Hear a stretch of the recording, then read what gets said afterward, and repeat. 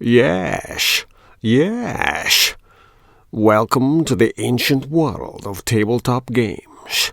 I am Agamemnon from the historical documentary Time Bandits.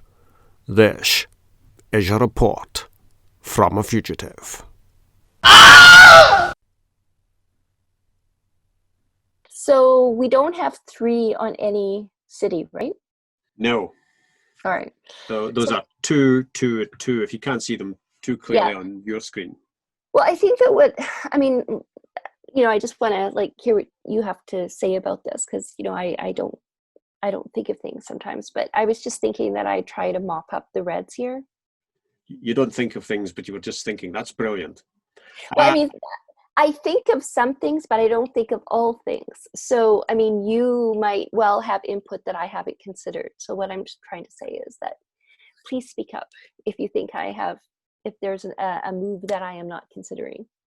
I think the only reason you know that you have a fridge in your household is that you see this thing that's covered in post-it notes to remind you of everything, and you go, "Oh, that's the fridge." Um, you're not far wrong. You're not far wrong. Okay, so That I'm didn't going. answer your question, though. It's what I was Well, thinking. I was thinking, yes, your post-it notes have post-it notes, and they have post-it notes ad infinitum. well, actually, the yeah, long story.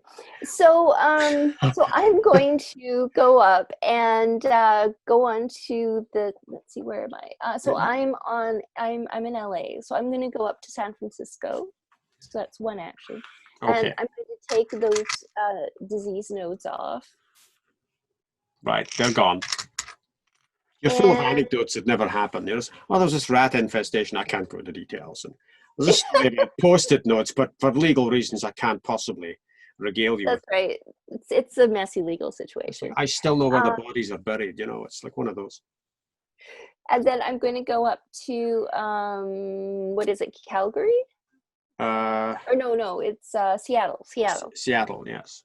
Yeah, go up to Seattle and so how many actions is that? You've got one left.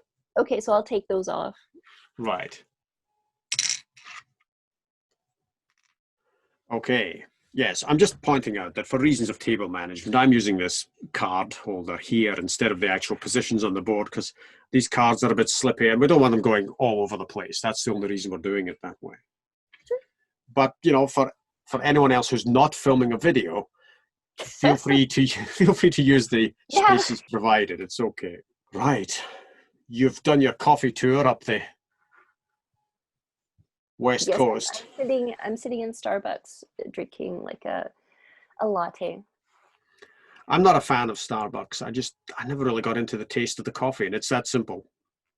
Sure. Yeah. Each their own. Or at You're least more of a pour over kind of guy. I just want my coffee to taste of coffee, and I don't think it does. Okay. I don't know how they manufacture it. They probably have street urchins on giant hamster wheels in the background. Yes, well, it's giant hamsters and they're paid in coffee, so it's a win-win. It was giant hamster wheels, not giant hamsters, but you've obviously moved that story on a bit into some kind of Dr. Moreau. Well, giant hamster wheels, I mean, like, doesn't that seem like giant hamsters, right? It's I thought street urchins was fine, but that was a step too far for you. You didn't want to bring in child services there. So you thought, oh, quick, make it giant hamsters. It's fine. This is when we discover that Dr. Moreau is Dr. Gucci and has been all along. well, He that was would be an interesting story. I like that. he was interested in all kinds of animal experiments and it was responsible for your rat infestation. Yes, and he has Dr. Doolittle captive. Well, that's a bad thing, isn't it? It's Dr. Doolittle could just talk to the animals. The giant hamsters. Yes. And he could have them revolt and burst out of Starbucks, and Starbucks has to close down for violating that code. That's right. Whatever that code is, you're not allowed to have giant hamsters in your basement. That's That's right. that's it. They bring in a food inspector who looks like Donald Sutherland, and he says it's a rat turd. Anyway, we're veering off into Invasion of the Body Snatchers territory, and I'm not sure we want to do that here. Ooh, Invasion of the Body Snatchers. That was another good movie. I don't know how many times it's been filmed. I suspect at least three. Possibly 4. I don't know. And of course, in every TV series, every like fantasy or sci-fi TV series, there has to be like you know, an episode that's on that theme, invasion of the body snatchers. Well, you know why that is, don't you? Why? Shape-changing aliens who can take on human form are cheaper to film with no special effects. Ah, that's true. That's true. It's cheapness. It's like, oh, we arrived in an invisible spaceship. Uh-huh. Don't have a really big budget for props there, do you, guy? That's it. Invisible spaceship, shape-shifting aliens, sorted. But I think, they can be psychologically evocative, like, because in real life, of course, you don't have props. So if you can convince someone within the confines of a story that these people who just look like people really are aliens, I mean, that's freaky. So you dress up in a yellow suit and you wield this hairdryer and go around telling people you're Darth Vader. You can try that. I'm not going to, not in the area that I live in. I'm just thinking about this. It's been announced recently there are 2 cooperative games coming out, and they're both themed on Back to the Future. And it's been on my mind. Oh, Yeah. cool. We'll see. I've got no clue what we're doing now. Okay, You arrived in Seattle.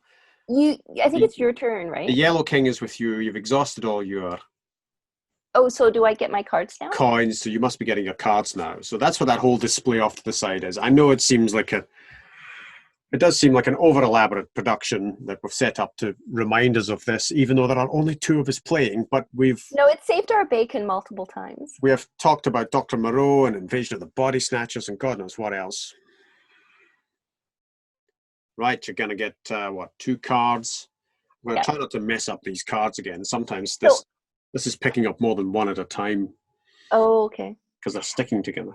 Yeah. How many cards do I have? 5? You have 4. 4. Okay. Here we go. You've got a yellow one, Miami. Okay. Let's give you another card. Nope, there we go. Stuck together. Right. Oh, look at that. What a surprise. It's an event. Oh, good. Yay. 3 out of 4. Borrowed time. So what does it do? Play during your do actions step, not an action. The current player does 2 additional actions this turn. So it's nice. 2 extra actions. You're on 6 cards. Okay. Right. Let's infect some cities. Not deliberately, though. Not like that was the other one. There was the bioterrorist that we tried that one. Oh, yes.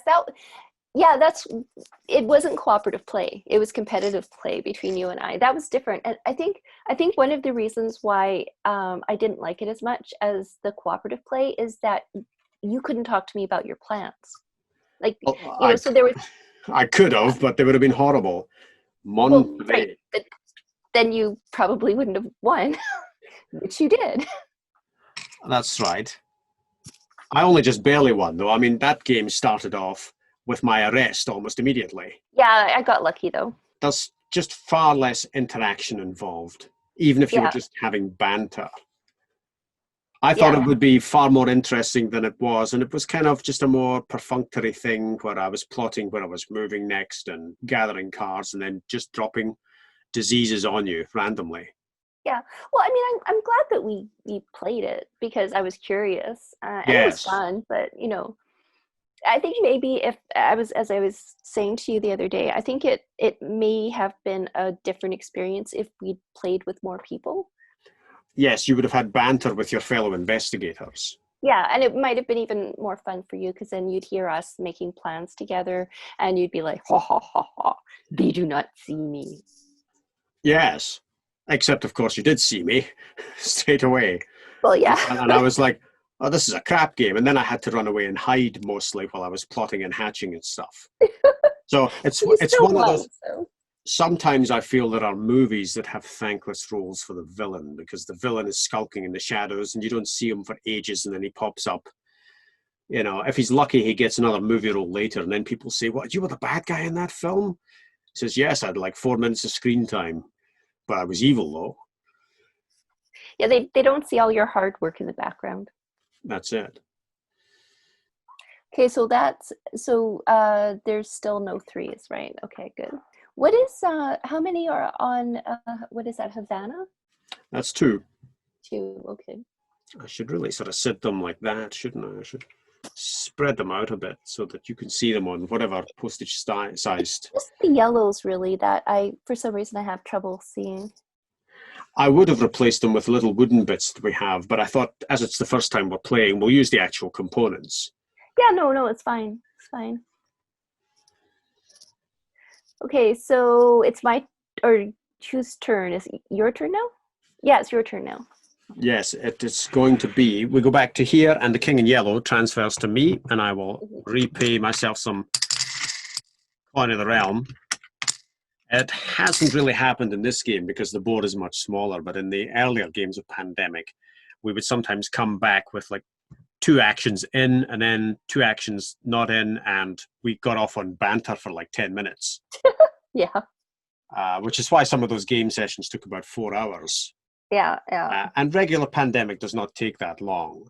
But I had to explain the rules to you. I had to set up the game board as well. And you were asking questions about how it all worked. But once you were into the flow of it, you got it. Yeah. So the more you play these games, the quicker they go. Yeah, it's a fairly simple rule set once you know. It is, even though the actual board game database has pages and pages and pages of rules explanations for people. If people don't see something down in the rules, they often invent some bizarre rule to cover the situation. It sounds like us. It does. The better the rules are written, the less of that there is. But it's hard to say what goes into a really good rule book. It must be short, to the point.